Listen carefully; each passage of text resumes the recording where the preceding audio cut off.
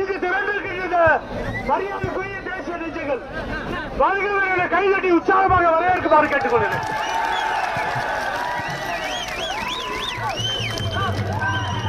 தேசிய தோழர்களே, இப்பொழுது நம்முடைய இளம் தலைவர், நம்முடைய உள்ளம் கவர்ந்த தலைவர் திரு ராகுல் காந்தி உங்களிடையே உரையாற்ற இருக்கிறார்.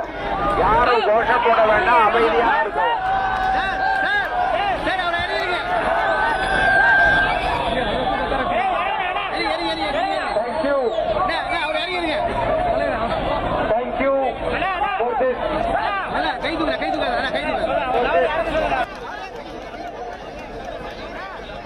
Thank you for this wonderful welcome here. உங்களுக்கு வணக்கம் தெரிவிப்பதில் நான் மிகவும் மகிழ்ச்சி அடைகிறேன், நன்றி சொல்கிறேன்.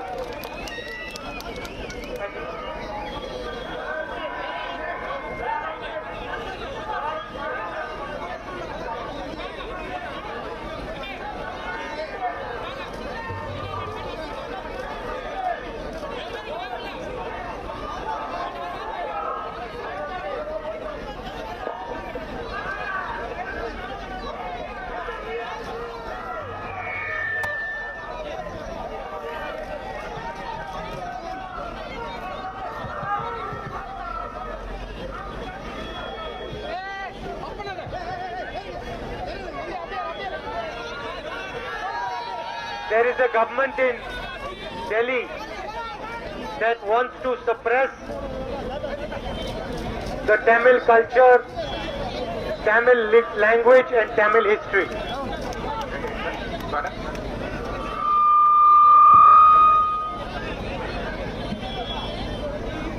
மத்தியிலே ஒரு அரசாங்கம் இருக்கிறது. அந்த அரசாங்கம் தமிழர்களுடைய கலாச்சாரத்தையோ தமிழர்களுடைய மொழியையோ பெரிதாக மதிப்பது கிடையாது, அங்கீகரிப்பது கிடையாது. And the Prime Minister believes that India should only have one language, one culture and one idea. பிரதம மந்திரி நினைக்கிறார் இந்தியாவில் ஒரே கலாச்சாரம் தான் இருக்க வேண்டும், ஒரே மொழிதான் இருக்க வேண்டும், ஒரே விதமான நடைமுறை இருக்க வேண்டும் என்று அவர் கருதுகிறார். Narendra Modi ji believes that the entire India should worship only one person called Narendra Modi. Narendra Modi விரும்புகிறார் இந்தியாவில் இருக்கிற அனைவரும் ஒரே ஒரு மனிதரைத்தான் வணங்க வேண்டும், ஆதரிக்க வேண்டும். அது யார் என்றால் நரேந்திர மோடியை தான். He does not realize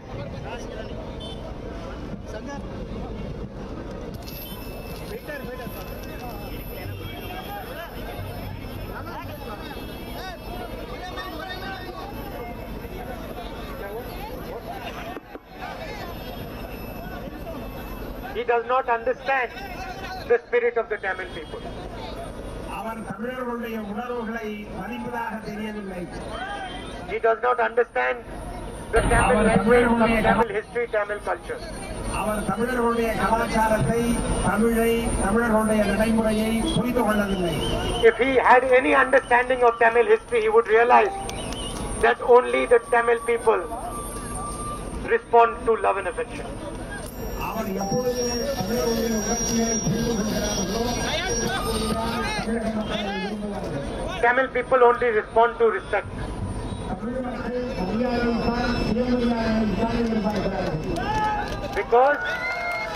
Because Tamil people have self-respect.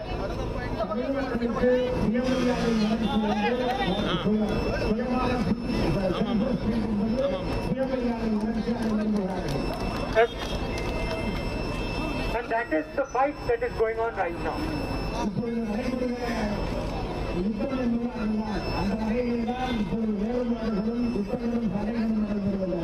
It is not only happening in Tamil Nadu, it is happening across the country.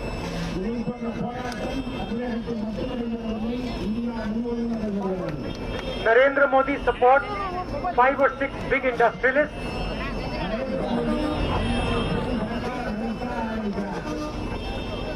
These industrialists provide him with the media.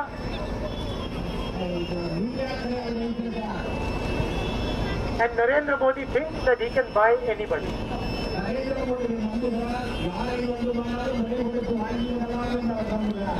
He thinks he can frighten anybody.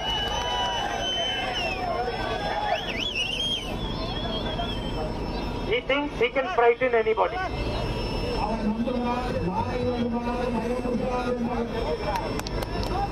Narendra Modi does not understand that just because he is for sale does not mean Tamil Nadu is for sale.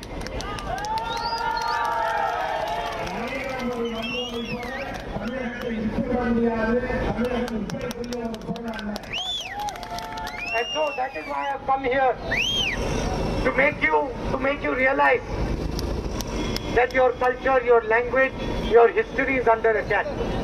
நான் ஏன் இங்கே வந்திருக்கிறேன் என்று சொன்னால் இதை உங்களுக்கு உணர்த்துவதற்காக வந்திருக்கிறேன். உங்களுடைய வரலாறு, உங்களுடைய இலக்கியம், உங்களுடைய நாகரிகத்தை பற்றி நான் தெரிந்து வைத்திருக்கிறேன். அதனால் உங்களுக்கு உணர்த்துவதற்காக நான் வந்திருக்கிறேன். This is the center of small and medium industry. இது சிறு தொழில்களுக்கான ஒரு முக்கியமான இடம் என்பதை நான் அறிவேன். Today I met representatives from the industry. அந்த துறையிலிருந்து பல்வேறு முக்கியஸ்தர்கள் என்னை வந்து சந்தித்தார்கள். And all of them explained the damage done by demonetization and GST. அனைவரும் இன்னும் சொன்னது என்னவென்றால் பணமதிப்பு நீக்கம், GST இவைகளால் அந்த தொழில் பாதிக்கப்பட்டிருக்கிறது என்று சொன்னார்கள். Small and medium business of Tamil Nadu is the only force that can challenge the Chinese. தமிழகத்தில் இருக்கிற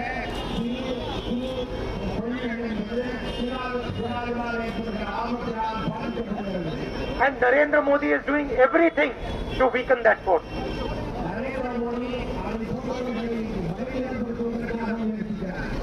What belongs to the farmers, he is giving to 2 or 3 big industrialists.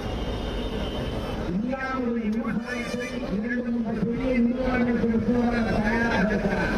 What belongs to the small and medium industry, to the laborers, to the owners of small and medium industry, he is giving to those same 5 people. சிறு தொழில்கள், சிறு தொழில்துறை வைத்திருப்பவர்கள் இதனால் பெரிதும் பாதிக்கப்படுகிறார்கள். அவர்களுக்கும் இதை போன்ற அச்சம் இருக்கிறது. And we are never going to allow this. நாம் ஒருபொழுதும் இதை அனுமதிக்க தயாராக இல்லை.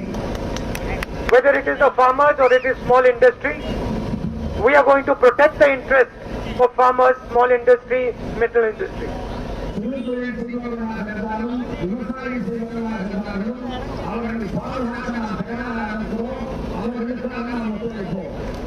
Unfortunately, Tamil Nadu used to be a center of industrial progress.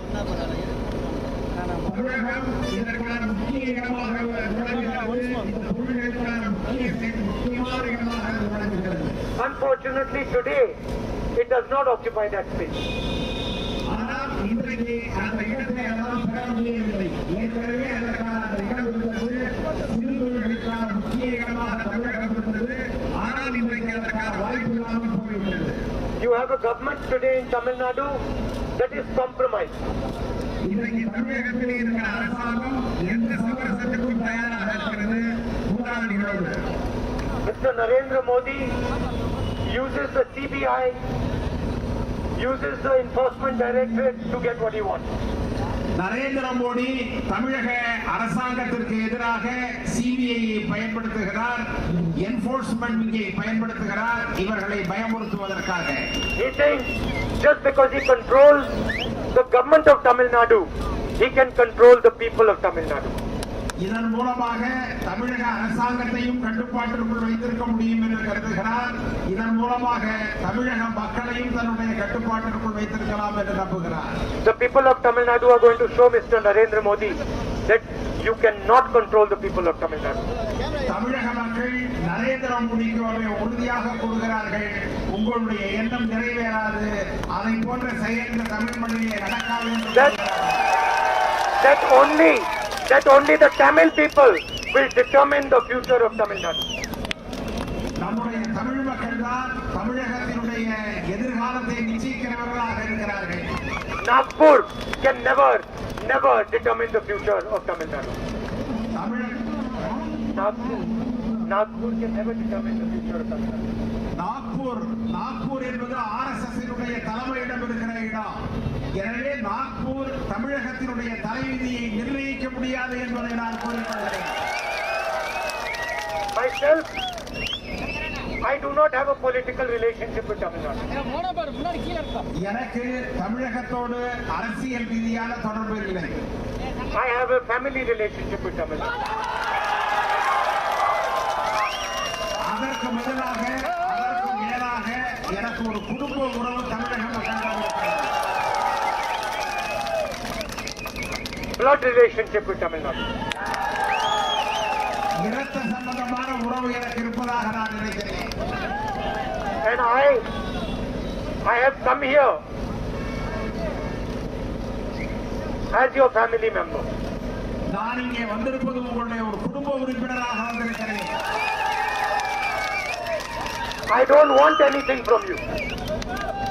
நான் உங்களிடமிருந்து வேறு எதையும் எதிர்பார்க்கவில்லை. I only want your love and affection.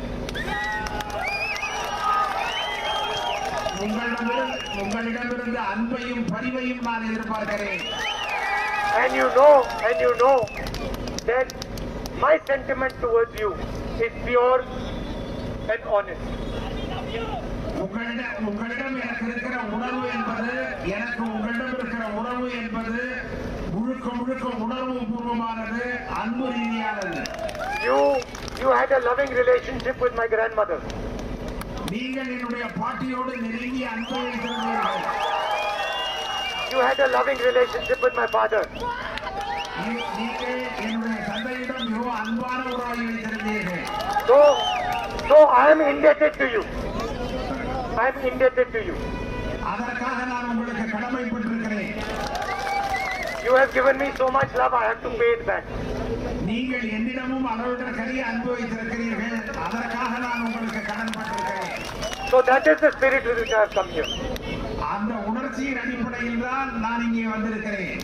I want to help you once again build Tamil Nadu. நான் உங்களுக்கு உதவி செய்ய வந்திருக்கிறேன். தமிழகத்தை மீண்டும் ஒரு முறை உருவாக்குவதற்காக நான் வந்திருக்கிறேன். And I want the whole world to look towards Tamil Nadu and say that is an example of excellence. உலகம் முழுவதும் தமிழகத்தை திரும்பி பார்க்க வைப்பதற்கான ஒரு வாய்ப்பை நான் உருவாக்குவேன். And I want to help bring a government in Tamil Nadu that truly respects poor people, farmers, laborers and small and medium business owners. இங்கே தமிழகத்திலே ஒரு புதிய ஆட்சியை உருவாக்க நாங்கள் நினைக்கிறோம். அந்த ஆட்சி என்பது சிறுதொழில் செய்பவர்கள், விவசாயிகள், மாணவர்கள் இவர்களுக்கு உதவுவதோடு வேலையின்மையை தவிர்ப்பதற்கும் வளர்ச்சியை உருவாக்குவதுமாக அந்த அரசாங்கம் இருக்கும். Where youngsters, for Tamil Nadu, where youngsters can dream of the future. தமிழகத்திலே இருக்கிற இளைஞர்கள் தங்களுடைய எதிர்கால கனவை நிறைவேற்றுவதாக Where they don't have to see the tears of their family members. அதன் பிறகு அந்த மக்களுடைய அவர்களுடைய குடும்பங்கள் இருந்து கண்ணீர் வருகிறது. But where they see the smiles of their family members. அவர்களிடமிருந்து புன்னகையை நாம் எதிர்பார்ப்போம். So I have come here to tell you that I am at your service. நான் அதற்காக உங்களுக்கு உதவி செய்ய உங்களுக்கு பணியாற்ற தயாராக இருக்கிறேன். And I will protect the Tamil interest. நான் தமிழர்களுடைய உரிமையை பாதுகாப்பேன், அவர்களுடைய அன்பை நான் பாதுகாப்பேன், அவர்களுடைய எதிர்பார்ப்பை நான் பாதுகாப்பேன். If we say Tamil Nadu is India, then we have to say that India is Tamil Nadu. Tamil Nadu என்பது இந்தியா என்பது மட்டுமல்ல, இந்தியா என்பதே தமிழ்நாடு என்கின்ற வகையில் அது அமையும். It cannot be that we say Tamil Nadu is India, but India is not Tamil Nadu. It cannot be like Modi ji says that we say Tamil Nadu is part of India, but India is not Tamil Nadu. Tamil Nadu என்பது இந்தியாவினுடைய ஒரு பகுதி என்று மோடி கருதுவது மாதிரி இருக்காது. தமிழ்நாடே இந்தியாவாக இருக்கும் என்பதை நான் தெரிவித்துள்ளேன். What does it mean? What does it mean? It means that any relationship that India, Tamil Nadu and other states have has to be a relationship of respect, love and affection. தமிழ்நாடாக இருந்தாலும் சரி, பிற மாநிலங்களாக இருந்தாலும் சரி, நாம் எதிர்பார்ப்பது என்பது அன்பும் மரியாதையும் தான். Mr. Narendra Modi disrespects the Tamil people.